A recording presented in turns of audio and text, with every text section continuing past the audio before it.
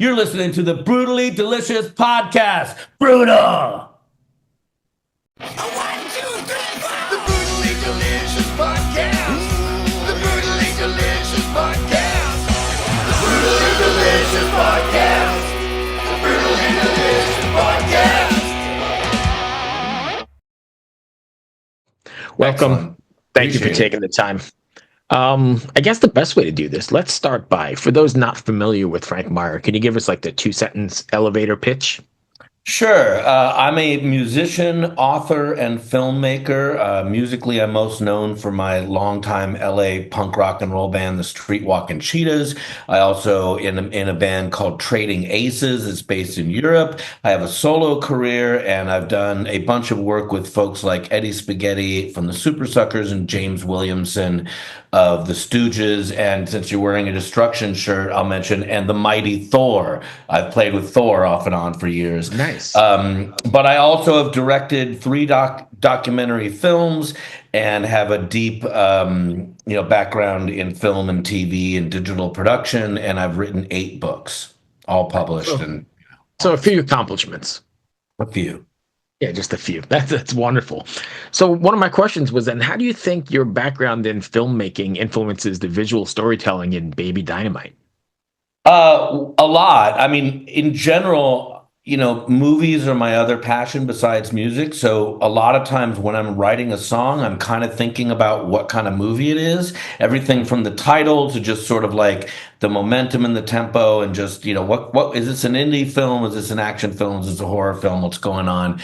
And so I tend to write stuff that's a little cinematic anyways. And since I'm also a director and I direct for a lot of other artists, but when I'm doing my own videos, I often direct them. Occasionally others have directed me and stuff. But usually I have a pretty clear vision of what I want the visuals to look like. And I usually have kind of a few reference points. So I can go into the video since I'm already so familiar with the music, obviously, since I wrote it and performed it, and have a real strong sense of how to pull off sort of what I'm seeing. As far as Baby Dynamite goes, there's an indie movie called Bellflower that is about this sort of love triangle that ends really violently. And in the movie, they're all super nerding out on building a flamethrower and building a replica of the Interceptor, I think it's called, from Mad Max and Road Warrior, Mel Gibson's car and that. So it's a sort of love story with lots of like flamethrowers and crazy future kill cars. So when I was doing the video for Baby Dynamite, that was kind of my visual reference point, was that movie Bellflower and something along those lines. Does that happen with most of your songs then? So are you thinking already like the visual and tying it into a film in your head, or? I'm not necessarily thinking in terms of like every song needs a music video, meaning it's not as linear as that in the sense of kind of seeing it, so clearly like that. But I would definitely say that when I'm writing songs, I'm generally kind of in my head thinking about like, I don't know, when I write songs, it's like, part of it is this aspect of like, okay, well, this song's going to be like, what if Cheap Trick and Amy Winehouse wrote a song together? Or what if like the Allman Brothers meets Aerosmith rocks? I kind of in my head have these like comparisons of what if I took a little bit of this, a little bit of that, a little bit of this, stirred it up, and that's the song. And I'm also usually thinking a little visually like that. Like if I write, kind of an action-packed song like on this record, Partners in Crime, which is me and Eddie Spaghetti kind of doing a duet. And in that song, I was thinking like, okay, what if Eddie and I robbed a bank and we'd be shooting it up and someone would take one and be fucking, going out all bloody, holding sacks of money, and we'd be shooting cops, and then we'd get in a car and go down to Mexico like Thelma and Louise and be running for the line, or sheer death. So when I'm writing a song like that, I'm thinking about like, oh, it's kind of like Thelma and Louise meets Tarantino, if I'm writing a love song or something more sensitive, maybe I'm not being so visual and I'm going a little bit more for the heart, or my own experiences. But if I'm writing something that's kind of big and more of a fantasy type song, then yeah, I'm usually kind of thinking about like, what kind of movie would this be? What kind of challenges did you face directing and performing in the video?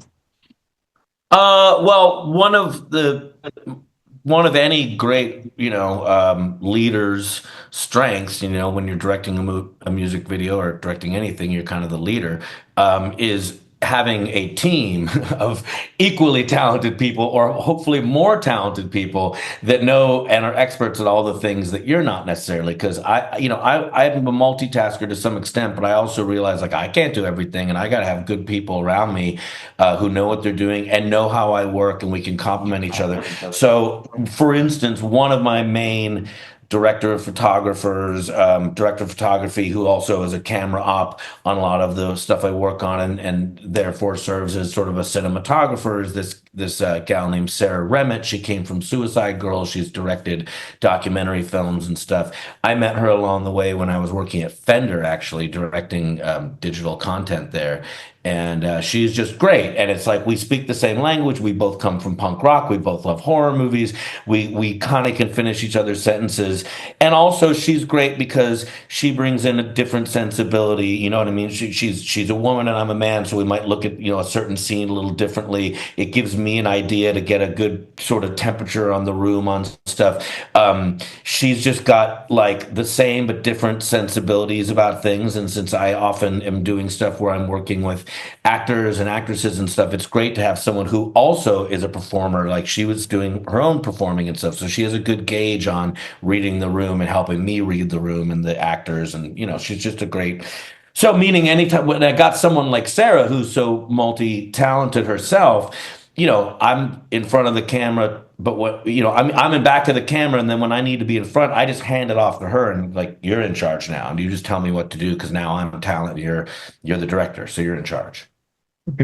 So how does the theme of toxic masculinity, I guess in Baby Dynamite, how does that meld with what we're talking about, like the punk rock ethos and the horror stuff? How did that come about? I mean, the song itself was written actually about my daughter, and she is now 21, but when she was younger, we used to hang out a lot, obviously, because she was younger and she lived with me. And we would go to this restaurant kind of near our house where they had this countertop, and we would sit there, and she'd have like her, whatever, pancakes and milk and orange juice or whatever. And I'd have like, they had these great white wine sangrias, and I'd be ordering French fries and a burger and stuff. And we would hang out and talk to the staff and the people that worked there. And eventually she developed a passion for cooking, and they would let her come back in the with all the line chefs and line cooks, and the chef would sort of teach her stuff. And then they ended up hiring her when she was like 11 years old to be a server and stuff, not at the normal stuff, but like special events and stuff. So I was just watching her kind of like grow into this like little badass and just taking on all these accomplishments and doing all this very mature stuff for an 11-year-old. And I kind of was just like, I'm sitting there drinking my the opening line of the song said, red raspberries taste so divine. I had red raspberries in my white wine sangria, and I'm looking at my kid going, man, this kid's just going to take on the world, So Baby Dynamite was kind of me writing a bit of an homage to my talented, badass daughter, and knew that she was going to grow up to be this firecracker, i.e. Baby Dynamite was my way of sort of saying a little firecracker. When I got time to do the video, I didn't necessarily think that all of that was going to translate into a particularly great music video, because while that's a fun, personal, touching moment, I was thinking a little bigger and broader about like what else could the song mean. And because of all the sort of references to the fuse and set the town alight and all these sort of like explosive references in the song in relation to my daughter, but in the song the protagonist, my mind started going like, well, what if I had like a cool chick, like a Ripley from Aliens, kind of badass, and what if she had a flamethrower, and what would she be, using that flamethrower? What if like guys are like hitting on her and she can't even get down the street without being relentlessly hit on, which in Los Angeles or the whole world is kind of what women face every single day. And so I started kind of thinking it would be fun to write this piece. And like I said, the movie Bellflower was a bit of a visual inspiration, where you kind of watch this girl take a few punches and then just come back with a flamethrower and blow everything. Of course, she doesn't take literal punches, but just sort of like society being like sexist and a bunch of jerks and stuff, and she destroys them all. So I saw somewhere this is the part one of the video. So this is going to be a series or just a follow up, or where does this go? The second one came out this week. It's called Blue Radio, and it's the second advanced single off the album. And in the song itself is not necessarily a direct sequel, like lyrically or anything. It's a different story, but the video is. So essentially, at the end of Baby Dynamite, after she, sets fire to all these jerks, she finally meets like a sweet guy and they walk off kind of in the sunset. In the next video, they're now a couple and they're at like a carnival, and a evil magician, me, gives them this blue radio, like pulls it out of a hat. And then you kind of cut to this montage of them with the blue radio, listening to music, being cute, being in love. And then she suddenly explodes because she's Baby Dynamite. She was just too good to be true. So she explodes, and he's now super bummed out, gazing at the blue radio, thinking about his love lost.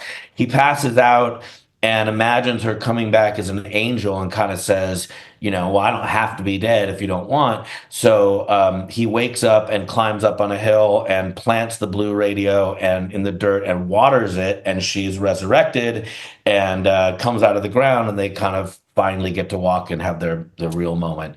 Walk into the sunset. Love rules. That's a great story. Yeah. So in this, the song itself is, those old like girl band 50s songs, like Leader of the Pack and Yeah. Remember Walking in the Sand, all like the Shangri-Las and the Ronettes. And all those songs would be these like tragic love stories. You know what I mean? It'd be like, my boy, he's such a badass. I love him so much. He's so boss. He's so cool. Look at him in his cool leather jacket. And then, oh, he drove his motorcycle off a cliff and he's dead. And then the rest of the song's like, I love him so. So I was kind of thinking of Blue Radio in that tradition, and the video plays into that to some extent, which is this idea of like, a guy wins a girl, blue radio at a carnival, somehow she dies tragically, and he's just sort of forever haunted and listening to the blue radio and thinking about their love lost. So that was the overall inspiration for the video too. I just kind of went into more detail with the video. The song's a little bit more almost like a cute little poem or something. I love it. You have like endless creativity, it seems. Well, I think I am a creative person, and a lot of it is that I'm good at following things through. I know a lot of creative people, but like their best stuff stays on their hard drive or in their phone or in a studio where no one hears it. I'm pretty good at like if I've got a good idea or a band or a project or a movie or a book or whatever, if I think it's worth me putting the time and energy into, then it's worth seeing through, finishing it, and having it released in some sort of. So can I stay there for a second then? What's the criteria for you to decide? Because obviously, you're comparing it to other people who don't, hold things back, but how do you know, like, or do you just pursue every angle and see what pans out? It kind of depends on the format, I guess, in the sense I would say, for instance, music is my all-time passion.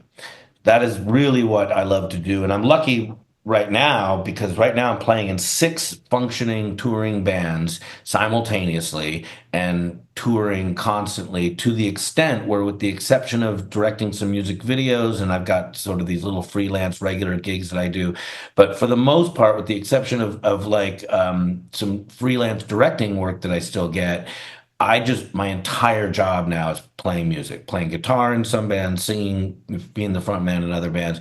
So that's like a really lucky place for me to be, but it took a lot of hard work, and a lot of it was kind of prioritizing. So for me, music was always my number one, but when I was younger, I had nothing else to do but just go hard on the music. So, I used to, when the early days of the Streetwalkin Cheetahs, when I was a younger man, before I was a father and stuff, I just toured constantly and lived the life of a gypsy, essentially. At some point, as I got married, I had kids, the Cheetahs broke up at one point. That plan didn't seem so sustainable. So I found my way into other facets of show business, directing, writing, and those for a long time were paying better. So, for instance, getting back to your question, when it comes to books, I never set out to be an author. I was a writer. I was a journalism major, but I was mainly doing journalism style writing, writing for like LA Weekly and New Times and Hollywood Reporter and Variety and, stuff like Billboard and stuff, writing for like trade magazines and doing interviews with, celebrities or whatever.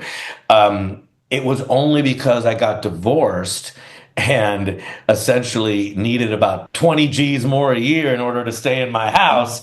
And some other things happened along those lines, but basically all of a sudden I was like, how much can you get for a book advance?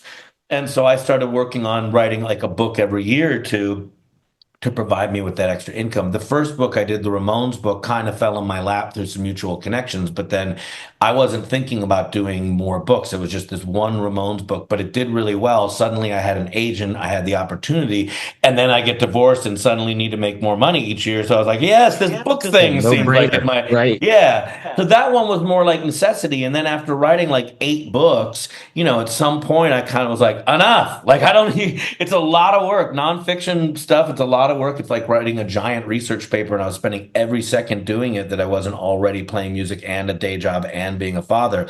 So at some point I just kind of said, okay, I'm done with writing books. With movies, it's sort of a similar thing in the sense that I was working at a TV network and I was already directing a lot of content, and found myself in an opportunity where I was interviewing a lot of hip hop artists, and I have a real passion for hip hop music as well. And so, it's sort of a really long story. I'll make really short. Basically, on one hand, I started directing this podcast that I came up with called Freestyle 101, and I directed over like 110 episodes of every rapper in the world talking about this concept of like freestyling versus writing. And then I talked the network into giving me a budget to make a documentary film out of that. Then the network got canceled essentially, and I ended up with my partner having to wait it out and then buy back the footage and then finish that movie on our own. That movie is called Freestyle 101 Hip Hop History. It's narrated by Chuck D. It stars Ice-T, Mobb Deep, Cypress Hill, M.O.P., Fat Joe, Del Funky Homo Sapien, Tech Nine, everyone talking about this stuff, and lots of cool performances too. While I was doing that, which was like my day job, the podcast part was part of my day job at NBC, but all the other stuff was me kind of taking advantage of that day job and like, ooh, there's some other stuff going on here. A rapper that I was good friends with, this guy Hellraiser, who I'd actually knew for years before all this stuff, he's a Wu-Tang Clan affiliate. He was on my show and was a guy I was working with, making music with, doing cool stuff with, and he had a brain aneurysm and lost the whole left side of his body and spent years in recovery trying to rebuild his life. That all happened when I happened to be making hip hop content for NBC and could get crews and budgets together and stuff. So I started first for NBC, but then later on my own, filming his recovery. It was supposed to originally be in the freestyle documentary, but then when we briefly lost those rights, I just said, fuck it, I don't need these guys' permission to help my bro out and tell this story. So went and made the whole movie, and then later got the footage back and worked it back into the movie and stuff. So like that's another one where it's like, you know what I mean? Like those just were things I was involved in, opportunities where all of a sudden I'm like, I got passionate about something. There wasn't like a grand plan. With music, it's different because with music, I write these little song ideas and kind of, because I've been doing this for a long time, I have a few different musical projects. So if I write a bunch of punk rock songs, okay, those are probably going to work out to be Streetwalkin Cheetah songs. And the Streetwalkin Cheetahs have some infrastructure here. We've got labels we work with and booking agents, and we can go tour and stuff, support that material. If I write a bunch of stuff that's kind of more AC/DC, heavy metal, hard rock, that goes to my European band, Trading Aces, and then I go over to Europe and promote that stuff. If I'm working with another artist, it might be over here. If I'm doing a solo record, I'm kind of trying to stay in a different lane that's not what I'm already doing, because what's the point of making a solo record if it sounds like my other bands, Right. And I guess it's a per K basis. The best songs are the ones that you walk around humming. I mean, I love hooks. So if I write a hook and I'm sitting around humming that hook later, that to me is a good indicator that there's a song in there. If I kind of write it and I forget about it, then that's usually an indicator it's probably a forgettable idea. So the ones that stick with me as a listener to some extent, And I have a home studio, so when I have song ideas, I kind of demo them out and then give myself a little space from them and then just listen to them. And if I go, oh man, that's a great song, then I work on it and I try to find a home for it. If I kind of listen and go, then it goes into the hard drive. So one more for you. Are there any, you do film, TV, music, books. Is there any overarching theme that comes across through all of those? Interesting. I mean, I guess as far as my music goes, well, okay. So my books and my films have all, for the most part, been nonfiction. Meaning, I've written some scripts along the way, and I've done some comedy stuff and other things along the way because I've been doing this for a long time. But for the most part, the stuff that's been released, the stuff that people know about, the stuff that people have seen, my books, they're nonfiction books. They're either autobiographies or biographies about musicians, or in a couple cases, I've worked with like photographers and helped them put together like their sort of coffee table books and done interviews or whatever content goes into that. And then I've written a few like self-help books for fathers. But all that stuff is nonfiction. The movies I've done are all documentary movies, so it's kind of fly on the wall stuff. So it's hard to say there's really a theme besides, for the most part, I guess, music. Music and fatherhood. Those are the two things I've written the most about, I guess, or done films. As far as my music goes, like I said, it's like my taste in movies. I love action movies and horror movies and comedies and offbeat films and indie films. So my music tends to reflect that overall sensibility in between. Certainly when I'm doing rock and roll stuff, there tends to be a lot of sex and violence and drugs and craziness and rebelling teenagers and outlaws and, shoot 'em ups and mayhem and chaos and disorder and all that fun stuff. If I'm and I don't mean that everything I write like that is like that. I would say there tends to be a lot of that stuff, or I tend to write these very succinct power pop songs. I'm a huge fan of Cheap Trick, and every band I have, every album always has one or two really, really kind of like solid pop rock and roll songs with like just hooks, hooks, hooks. So it tends to be kind of these like fun love songs or extreme violence. However, on Living Between the Lines, which is the solo record that's coming out, I kind of really did try to be more personal in terms of actually telling my story and some of my background, talking about my family. I had some heavy stuff go down in the last year, a little over a year. My mom passed away, her husband, my stepdad passed away. I was very involved in all that stuff, and I was feeling as I was writing all this material that it would be like almost irresponsible of me not to like somehow as a songwriter address all this heavy shit that was actually going on in my life instead of like, oh, I'll just write about a car crash instead. It's like, well, Does it make you too vulnerable? no, because that's kind of what music is for. You can be as vulnerable or not vulnerable as you want in music. And like I said, I sometimes write these songs that, are very like kind of these action-packed fantasies, but along the way, I'm always writing songs about myself and my heart and being kind of hung out to dry emotionally or whatever the sentiment is at that time. I would say on this one, I'm definitely much more specific and personal than before, but it doesn't make me feel vulnerable. It just makes me feel like a human being. If anything, I feel like as a writer, it's helping me become a more well-rounded writer by not always being in my comfort zone of like, let me just write about something that sounds fun. You know what I mean? No, no, I get you. If fans want to find Frank Meyer, can you give us your socials and all that kind of stuff? Yeah, I'm on Instagram and Facebook and Threads and all the stuff. It's always the Frank Meyer, TheFrankMeyer. I'm out on the road constantly these days. You can catch me with the Streetwalkin Cheetahs. You can catch me as Frank Meyer doing dates for my solo tour. I also play in the band Fear, the legendary hardcore band Fear, and I also play in Handsome Dick Manitoba, the singer of the Dictators, legendary New York band. So Manitoba's on tour throughout this whole year. Fear's on tour. I'm on tour solo. Cheetahs are on tour, going to Europe, going to the States. Anyone watching this, come say hi. Let's drink a beer. So no excuse not to go. You're playing literally everywhere. Yeah, I mean, seriously, literally, I've been playing a lot. It's like Careful What You Wish For a couple years ago when I was kind of trying to get out of like doing these sort of day jobs at network TV networks and production companies. I was like, man, I just want to tour more. And now I've got like 200 tour dates this year.